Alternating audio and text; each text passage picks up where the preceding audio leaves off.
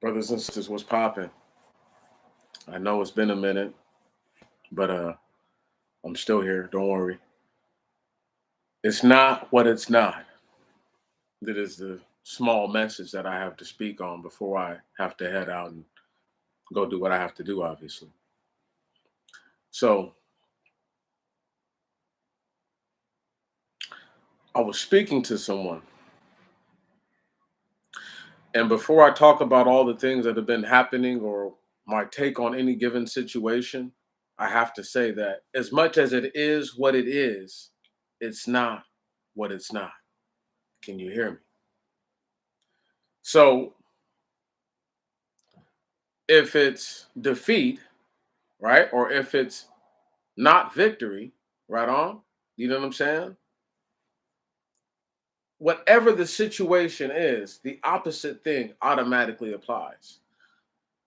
So let's say you're driving in your car and there's a traffic jam, there's a vehicular collision, a shooting, some sort of person runs onto the highway, whatever, and there's a hold up in the traffic, right? People might say, well, it is what it is. Well, it's also not what it's not, which is free flowing traffic. So as much as we say it is what it is, and people want you to get out of that mindset, but it truly is what it is. So it's not what it's not as well. I'm trying to give y'all some game here real quick.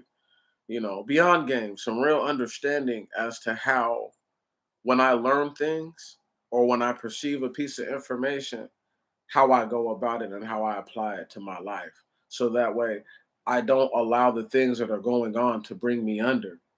Because my ultimate goal here is to encourage you to stay strong in your struggle in the land of our oppression and not to allow for distractions to get you dissuaded. See, it's not what it's not when it comes to all the other things that matter. So, money is not blood. Money is not tears. Money is not pain. Money is not anguish. It's not any of the terror felt. It's not the oppression of the spirit or someone walking literally all over your soul. It's not those things. So if it's not what it's not, that means it is what it is at face value. Whatever you think money's really worth, that's what it is. But it's not all the things that I just mentioned. It's not retribution in the form of violent action. You see, you can't replace something with what it's not just because it is what it is. All right, we all seen the picture that is on the thumbnail. And it was picked because I asked myself, speaking to the Most High God, and I said, what kind of picture should I put here? And what kind of title should I have? And he was like, it needs to be something that they've seen before, but if they actually care to listen, it will get their attention. It's not what it's not.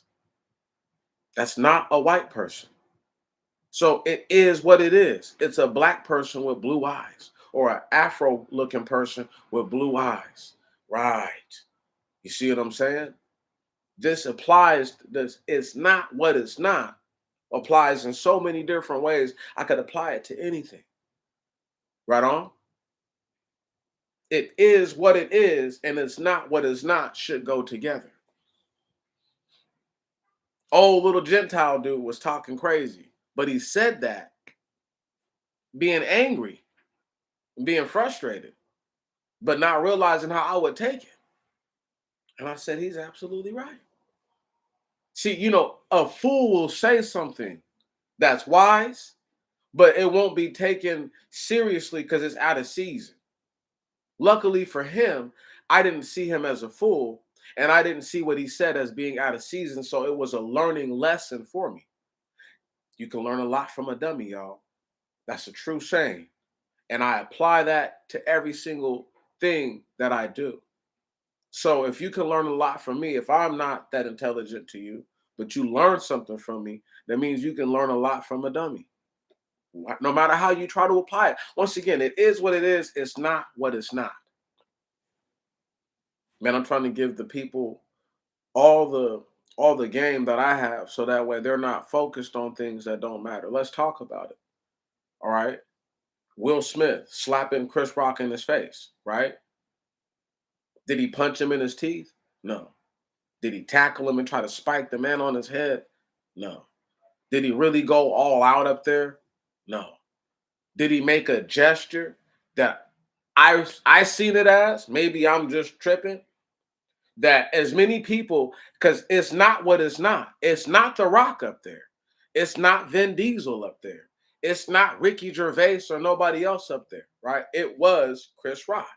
So it is what it is. It's not what it's not. Okay. And having said that, for anyone to try to say that the man would not have done what he done to anyone else, I'm more or less inclined to believe that he would have done that to anyone who was up there, who would have been put in that position to say that about his wife.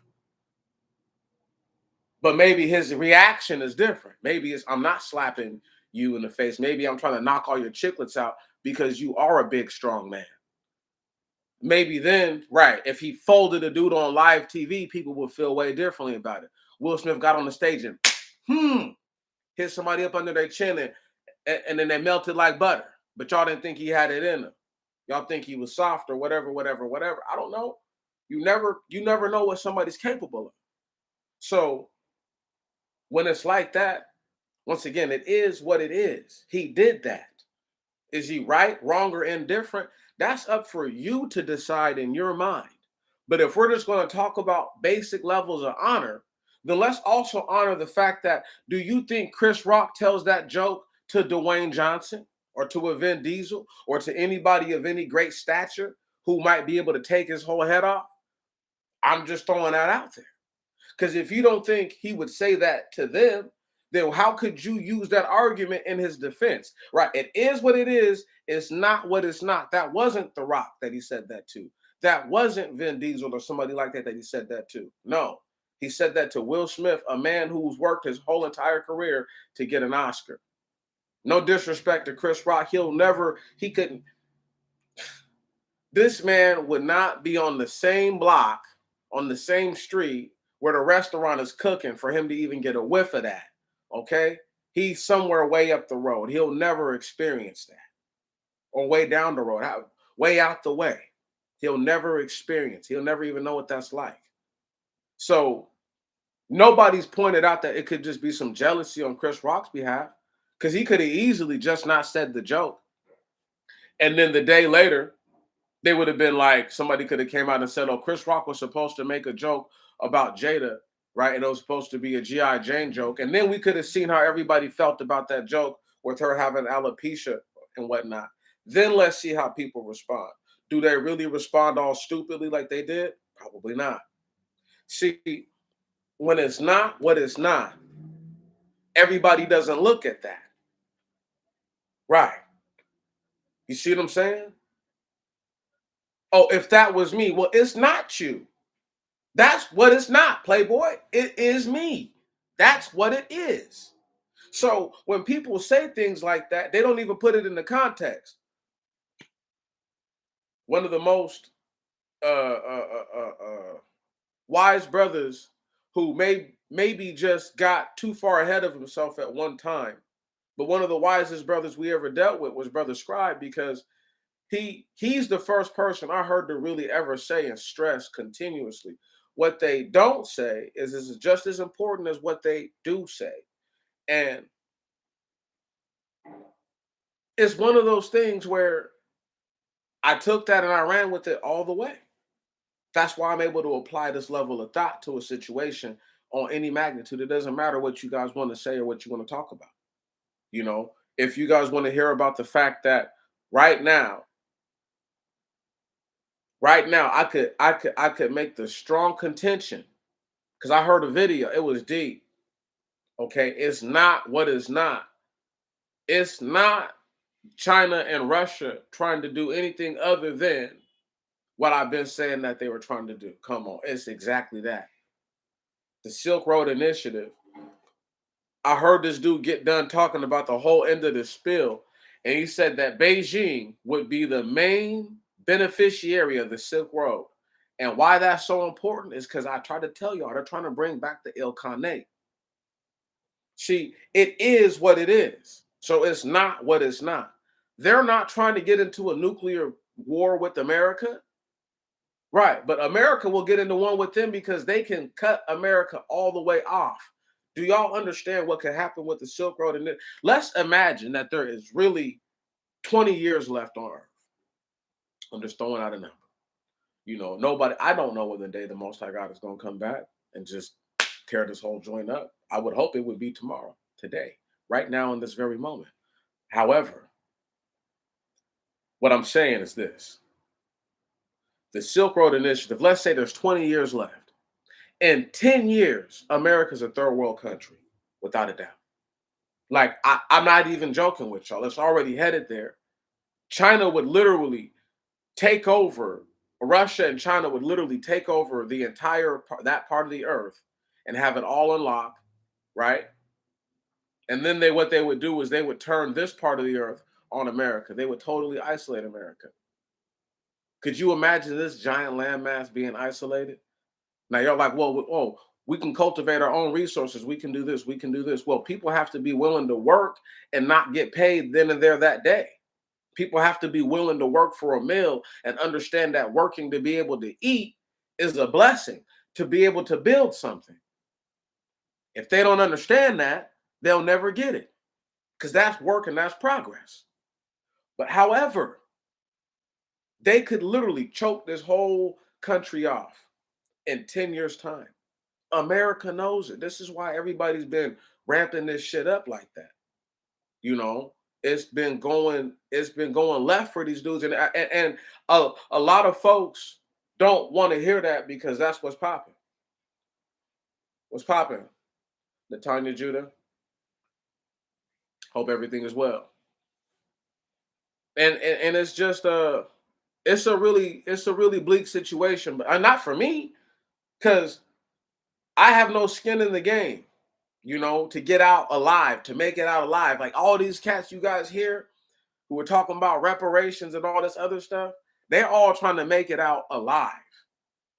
I have no intent on, I just want to see it through, but I have no intent on, making it out alive. That's a desire, but that's not my intent. You see what I'm saying? I intend to do the right thing when called upon, no matter how difficult, no matter how self-sacrificing of the task, because it takes that level of energy to do that. And having said that, it is what it is, but it's most definitely still, it's not what it's not. So it's not Russia or China trying to get into some sort of a nuclear campaign with the United States, or with any other part of Europe for that matter, or with India for that matter, or with Israel for that matter. And just for argument's sake, let's assume that Iran really does have a nuclear missile already. It's telling me that the Israelis have been trying to sabotage those missiles or however many they have. Right. Because guess who helped build them? The Israelis. Come on, man. I mean, the stuff is it's so crazy when you understand who you're dealing with. And when you understand who you're dealing with, that's when you become a threat, and they do subtle things to try to throw your life off. They don't have to kill you. Killing somebody is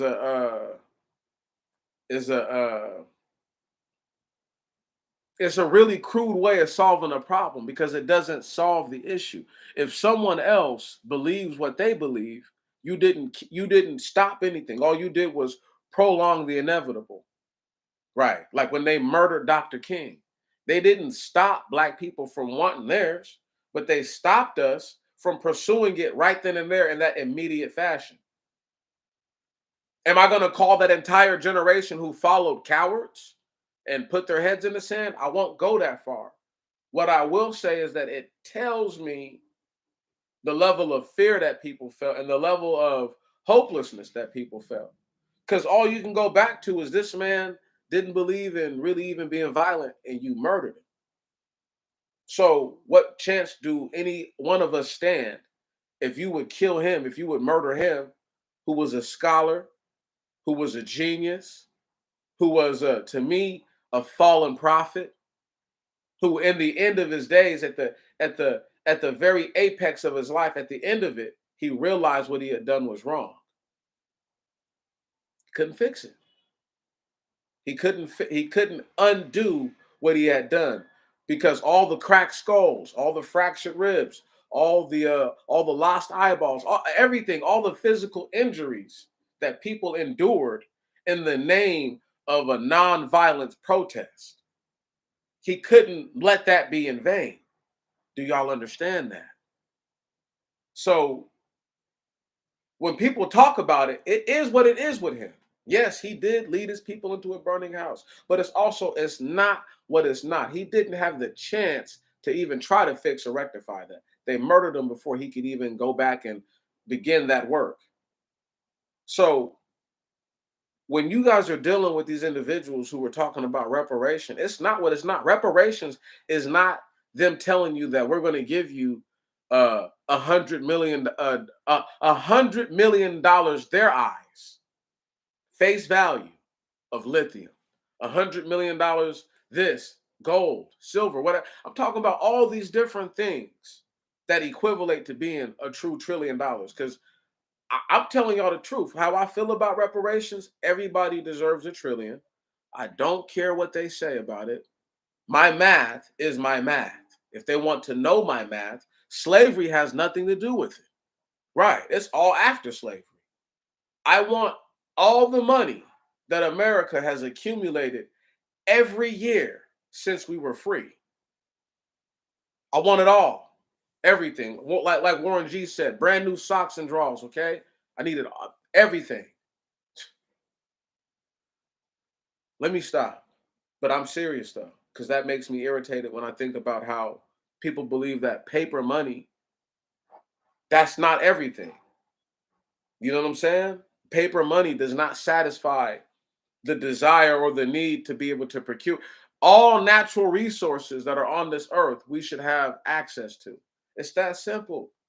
Everything. And there shouldn't be a place that we couldn't go and can't go on this earth and be treated with the gold carpet treatment. Forget a red carpet, the gold carpet, the diamond carpet. We get that kind of treatment. Okay? Treat us like who we are, not who we used to be. We used to be all the way completely lost. I, I appreciate you. I appreciate you. I really do. I'm just saying what's true and near and dear to me because it's not what it's not. Just like it is what it is. Reparations is what it is. But reparation is not just a paycheck. See what I'm saying? Because would you feel better with 100 million gold or 100 million cash? Hell, would you feel better with 100 million copper or 100 million cash? Physical fiat dollars versus whatever they believe 100 million in that rare mineral is. They can't make me, you see what I'm saying? They can't make me not believe what I'm saying is not at least on some tangible level the truth. And they want us all to really go for the okie doke. So that way they can get all the money that's going to be useless. What good will the dollars be? This is why they're trying to stop the whole Silk Road initiative. This is why they're creating turmoil over there, right? Because it's not what it's not. China and Russia are not provocateurs. For whatever reason, this makes me think of Jeremiah and asking if Babylon can be healed, right? The bomb, right? And it just makes me believe that Babylon's power, America, Britain, all those places, their power is in the dollar. Right. Right. The pound is backed by silver, but the problem with that is how long there's no way of telling how aggressive China and Russia would become in that part of the earth. This is why nuclear war is literally out of the question a whole lot of the times, because all those places are right by one another. It's like, why would we nuke each other and then America not get nuked? That's stupid. They already seen what happened to Nagasaki and Hiroshima. They don't want nothing to do with none of that. And I don't blame them. I, I wholeheartedly understand. I'm going to say this and then I got to roll out in a couple minutes, like 10, 15 minutes. What we're witnessing right now is a changing of hands at a level where in which this demon, this this entity, right? This government that we're under is about to show its true colors. No thing is out of the question. No thing. If they will openly advertise like they do with these commercials and their articles and everything, people leaving their own people and joining a whole nother group of genus and copulating and producing offspring with them to sire children with someone who doesn't even look anything like them, and then we'll flip around and tell them that no one can tell you, that God can't tell you who to love, but in his actual law, he tells us who to be in a relationship with. Right. So I just think it's weird that for all intents and purposes, it's not what it's not, y'all. It's not. Because if the scripture tells me, and I'm just gonna skip forward because I'm gonna start the Leviticus in about 10 days. I gotta call my sister and wish her a happy birthday today. But but I gotta get into the book of the Leviticus because it's gonna break down some of the things I'm talking about right now as far as, and I'm gonna point out how it's not, how as much as it is what it's saying, it's also not what it's not. And it gets further back into the scripture though. And where's my mind at? There's a particular scenario where these daughters of the tribe of Ephraim, they have a situation where none of their fathers had sons. They only had daughters. And so they're trying to figure out exactly how their inheritance is going to work, right? This is the scripture. This is talking about generational wealth, what you believe generational wealth is in the Bible, right? And there was a set way to do it. What these guys call a code now, there was a full law to keep this established. These women were told to not marry outside of their tribe, but to marry their cousins. Now, why this is so important? They're not talking about no first cousins or second cousins. These tribes are so huge.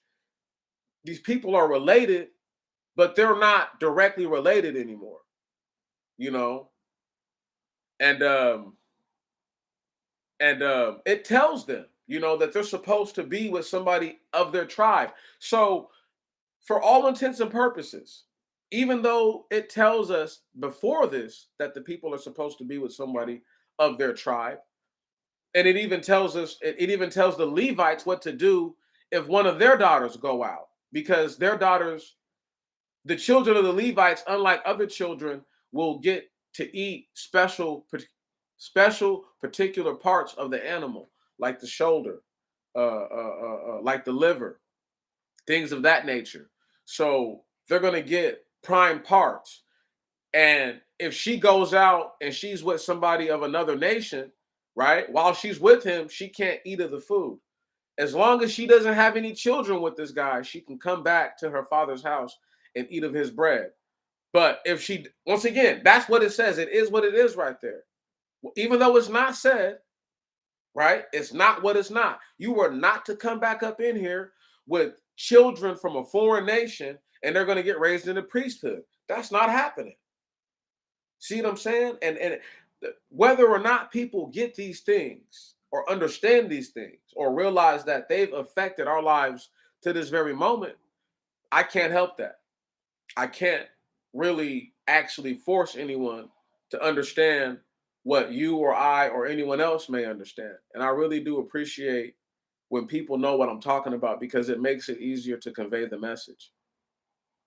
So, for all intents and purposes, they want brothers and sisters to literally get rid of their bloodlines and to accept that they've been defeated. Because no matter what you say, if you tell me that this is your country, knowing that someone in your family may be Aboriginal, Indigenous, native to the land, knowing that the other part of your blood was brought here, you have to choose. You can't be both. It's not a two thing here.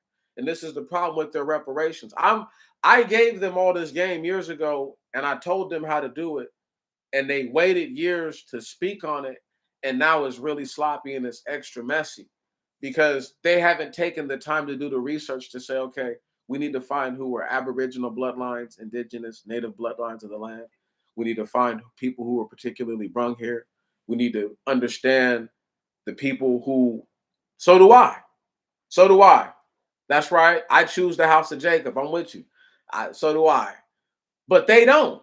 And they don't have to. That's their choice. Once again, the Most High God gives us that choice. He does not say you have to. There is nowhere in the whole scripture where he says you have to worship me. And they talk about how he's oppressive and how he's subjective and all these other things. But yet you don't actually have to worship him. The flip side is that when you die and your spirit and your soul are removed from this vessel and eternal judgment sets in, you can't say, well, you never had a chance because you did have a chance because somebody brought it forth to you, introduced you to it. The same ones that we're trying to get away from are the same individuals that have us not wanting to serve the Most High God. This is the truth. You know, those indigenous natives did not worship the Most High God. They worshiped the trees and birds and water, anything but the Most High. So the fact of the matter remains that Christopher Colombo and all these other individuals, they don't know. It's not what it's not. Right on? That's not an Indian of the Middle East, of Central Asia, just because it has dark skin and curly hair. See what I'm saying? That's not. You can't force it to be something that is not. And they so badly want it to be something different. And I want it to be, I need it to be the truth, unadulterated.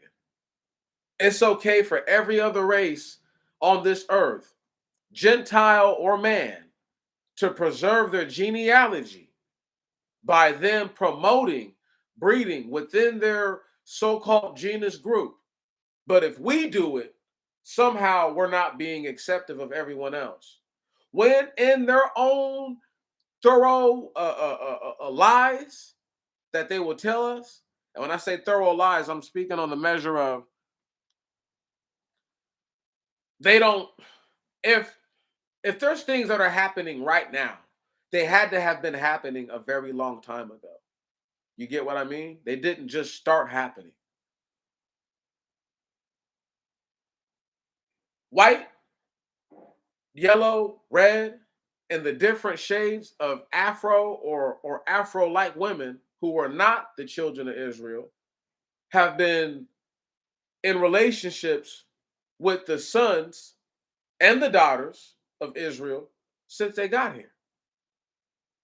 But the brothers have literally, and this is nothing to be proud of, this is just me pointing it out because I know it's the truth.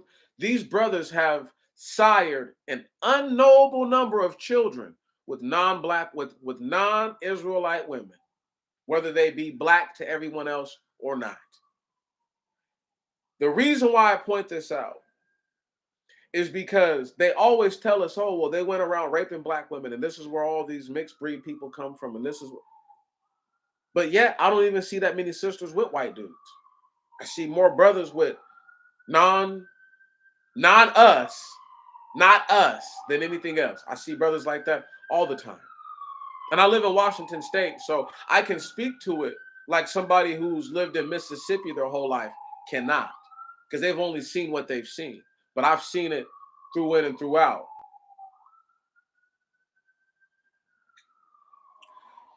I mean, that's the problem, though, right? Is that nobody nobody sees it that way. People don't want to see, but they don't have to. That's their prerogative. I'd rather them not see it that way because they're grown. I can handle that. I can live with that. But the issue that I'm getting at is that we have enlarged our enemies, right? And I'm talking about just the men. And if men understood how many of these so-called white dudes, so-called white men and white women running around are the offspring and are the children of their same great great great grandfathers, not their grandmothers, their grandfathers. I got to put emphasis on this. Then they would calm down and they would understand that you put yourself here, right? You can't have it both ways. You can't say there was raping sisters and now the sisters a bedwench. Which one is it? It's one or the other. I don't want to hear, oh, she could be a bedwench that got raped. It's too much confusion.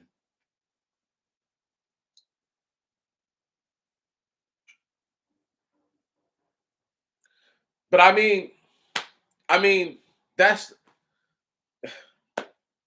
and brothers don't mind. Once again, I said what I said. I didn't know that. I did not know that. That's how it works. I'm just speaking to what I know and what I've experienced. And that's not me taking a swipe at brothers. That's still my brother. It's just I understand that he may not understand the gravitas of that decision. Because if those children don't breed back in and they breed out, they're no longer us. They're something totally different. They're already different, but they'll be even that much more different. And that's the thing that people don't recognize, that we are a continuous, if you have a bloodline that has been mostly uninterrupted, you have a continuous stream of clones, so to speak, because that's all we are. We're a carbon copy of the mother and the father. That's what we are. We are a copy of our parents. Brother Andre Wickham said something very enlightening the other day. He said, even if a person never met their father or their mother, neither one of their parents, they would still do things the same way that they did them. I believe that to be the truth. I really do. Because I've known people who grew up with just one of their parents, and the other parent will be like, oh, they got that from their mother or they got that from their father. I would never know because obviously I'm a child at the time or adolescent, a youth, and I've either never met this person or I just don't have that understanding of their demeanor and their candor. So I can't really speak to it. But that's neither here nor there. That's just me telling y'all what I've seen. Black men are more willing to give up their genealogy than black women, than Afro women. This is the truth, the whole truth, and nothing but the truth. Because sisters understand that they look like what they look like because somebody birthed them. Women, I believe, have a different view on birth, so they see it differently than men do, right? They don't actually carry the child. They don't have that kind of connection. So they carry life in their body, but they don't you understand what I'm saying. So it's different. And a lot of these brothers are way too willing to roll the dice, so to speak. And they've given up, right? They've accepted that America is their home. This is where I'm going to die at. I'm going to be buried in these lands, and there's nothing I can do about it. The hopelessness and the despair of that, because we will never be left to our own devices on this side of the earth, of the flood, excuse me, being that where we're at right now, it will never get better. It may seem to get better to people, but it will never be better. There will be more homeless. There will be more indigenous. There will be more destitution coming in the soon future. I spoke to something a few months back, and I was talking about the the year of the vigilante, and I really must go in a few moments. In the year of the vigilante, I said that there's going to be, just as many, brazen homicides, this, that, the other. And there's been so many things going on that I don't really want to speak to all of them. But I wanted to talk about something that happened here not too long ago. And these, these, let me just give y'all two different parallels of how this stuff played out. These two little young black boys, these two youths, 15 and 16, one with a prosthetic leg and one with a with a peculiar set of eyebrows, had been going around robbing marijuana shops. Right? They said that these two teenagers, they said, robbed at least 10 of them. Okay, between the two of them, at least 10. There's another set of a younger adults, both of the Hispanic or Turk Mongoloid blood mixture, you know what I'm saying, cast. And they had been robbing gun stores, doing all kinds of wild stuff. One of them robs the store, the teenagers, these guys rob the store and kill one of the bud tenders. Guy was beloved in the community, people loved him. These other individuals, and yes, the two young boys got caught after about a week being on the run. These other two, these are three individuals really, one getaway driver and two stick-up artists. They robbed the store for hella money. Somebody hit the silent alarm, the panic button. The police pursue them. They go into a neighborhood. They crash the car. Riding on a rim and everything. Like this shit's like a '90s movie, right? I can't make this up. And one of them or two of them go and hide off in this elderly black woman's shed. The police come back there and they surround the shed. There's like 4 or 5 officers. One of the dudes has a Uzi. Now let me now this is deep. They're selling fully automatic weapons out here because they got these guns out the gun store. Listen, if you get I want to say it's a level 3 pistol license, you know what I'm saying? Level 3 weapons license in certain states, you can actually get a fully automatic weapon. You can get suppressors and silencers, all that stuff. Anyway, luckily for these police, this individual didn't have a large magazine and didn't know how to put that shit on full auto. They was able to neutralize him. They killed him. His homeboy surrendered. But the moral of the story is this, is that there's going to be way more situations like that. Way more. This is what's happening. See, it's difficult for these young men and young women to understand the situations that they're creating for not just for themselves, but for their parents. See, some of these young boys have delivered their parents up to death and don't even know it. It just hasn't happened yet. See this? Oh man, it's getting so deep. We're about to start to see parts of the scripture and things that the prophets of what is considered the Old Testimony spoke on. We're about to see a lot of these things start to play out. You've got to really be on your P's and Q's. It's about to start getting really dangerous out there. You know, like I would say to anybody, and I would say at any time when I know it's necessary, when it's right. You don't need anyone anyone's permission to protect yourself. Not ever, not today, not tomorrow, not the next day. You don't need anyone's permission. Just do the right thing and just know that you've done the right thing. Having said all that I've said, I would love to carry on and to keep going. I really would, but I have to get ready to depart for work and go make my shekels for the day. So man, I salute y'all. I really do. I salute you again. And I salute you a third time. Truly. I love y'all. From the depths of my soul and the bottom of my heart, I really do love my people. And I just want y'all to just Continue to endure because one of y'all might be the one to make it. And that wouldn't that be something? Right. After all this toil and all this struggle, that you actually get to see the end of everything and get healed by the Most High God and get restored, and you wipe all this stuff out your memory, you know. But it's been an honor, as always, and it always will be an honor to be a verbal servant of sorts, and an and a creator of ideas. If I'm not the tip of the spear or whatever, I'm the person sharpening it for sure. I'm getting it ready.